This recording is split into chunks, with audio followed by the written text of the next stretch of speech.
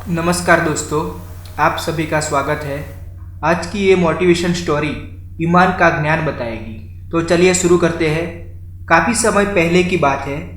प्रतापगढ़ नामक एक राज्य था। वहाँ का राजा बहुत अच्छा था, मगर राजा को एक ही सुख नहीं था, वह यह कि उसे कोई भी संतान नहीं था।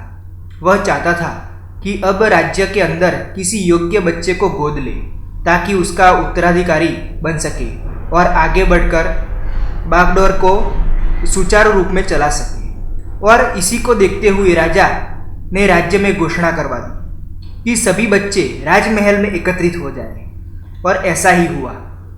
राजा ने सभी बच्चों को पौधे लगाने के लिए भिन्न भिन्न प्रकार के बीज दिए और कहा कि अब हम 6 महीने बाद मिलेंगे और देखेंगे कि किसका पौधा सबसे अच्छा होगा। महीना बीत गया। एक बच्चा ऐसा था जिसके गमले में वह बीज अभी तक नहीं फूटा था, लेकिन वह रोज उसकी देखभाल करता था और रोज पौधे को पानी देता था। देखते ही देखते 3 महीने बीत गए। बच्चा परेशान हो गया। तभी उसकी माँ ने कहा कि बेटा धैर्य रखो, कुछ बीजों को फलने के लिए ज़्यादा वक्त लगता है। और वह पौधा को सींचता रहा। 6 महीने हो गए।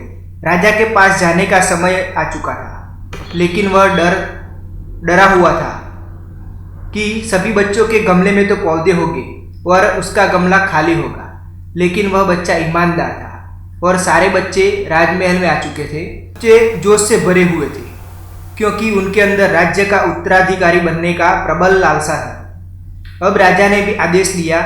सभी बच्चे अपने अपने गमले दिखाने लगे, मगर एक बच्चा सहमा हुआ था, क्योंकि उसका गमला खाली था।